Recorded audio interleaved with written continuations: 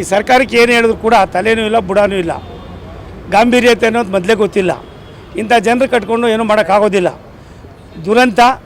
ನನ್ನ 48 ವರ್ಷದ ಅನುಭವದಲ್ಲಿ ಇಂಥ ಕೆಟ್ಟ ವ್ಯವಸ್ಥೆಯನ್ನು ಸಿದ್ದರಾಮಯ್ಯನವ್ರ ಕಾಲದಲ್ಲಿ ಬರ್ತದೆ ಅಂತ ನಾನು ನಿರೀಕ್ಷೆ ಮಾಡಿರಲಿಲ್ಲ. ನನಗೆ ಹೇಸಿಗೆ ಕೆಲಸ. ಅದಕ್ಕೆ ಬಿಹಾರ ಜನ ರಾಷ್ಟ್ರದ ಪ್ರಧಾನಮಂತ್ರಿಗಳ ಅಭ್ಯುದಯ ಏನಿದೆ, ರಾಷ್ಟ್ರದ ಪ್ರಧಾನಮಂತ್ರಿಗಳ ದೇಶದ ಅಭ್ಯುದಯದಲ್ಲಿ ಕರ್ನಾಟಕವು ಸೇರಬೇಕು ಅನ್ನೋ ಅವರ ಧೋರಣೆ ಏನಿದೆ, ಅವರ ಚಿಂತನೆ ಏನಿದೆ, ಅದಕ್ಕೆ ಮುಂದಿನ ದಿನಗಳಲ್ಲಿ ಫಲ ಕೊಡ್ತದೆ. ಇವ್ರ ಬಗ್ಗೆ ಮಾತಾಡೋದ್ರೊಳಗೆ ಅಪ್ರಸ್ತುತ. ಆ ಮಾತಾಡೋದ್ರಿಂದ ಪ್ರಯೋಜನವೂ ಇಲ್ಲ. ಈ ಅಪ್ರಸ್ತುತವಾದ ವ್ಯವಸ್ಥೆಯನ್ನು ಪದೇ ಪದೇ ಹೇಳೋದ್ರಿಂದ ಖಜಾನೆ ಖಾಲಿಯಾಗಿದೆ. ಅವ್ರ ಹತ್ರ ಏನೇನೂ ಇಲ್ಲ. ಎಲ್ಲೆಲ್ಲಿ ಏನೇನು ಬರ್ತದೋ ಯಾವ್ಯಾವುದಕ್ಕೆ ಸಿಗ್ತದೋ ಎಲ್ಲವೂ ಕೂಡ ಹೋಗ್ತಾ ಇದೆ. ಭ್ರಷ್ಟಾಚಾರ ನಮ್ಮಲ್ಲಿ 40% ಅಂದರು, 100%ಗೂ ಮೇಲೆ ಹೋಗಿದೆ ಅನ್ನೋದನ್ನು ಜನ ಮಾತಾಡ್ತಾವ್ರೆ. ನನಗನ್ನಿಸದೆ ಭಾರತ ಸರ್ಕಾರದಲ್ಲಿ ಭಗವಂತನೇ ಬೇರೆ, ಈ ಕಾಕರ ಇದೇ ಬೇರೆ.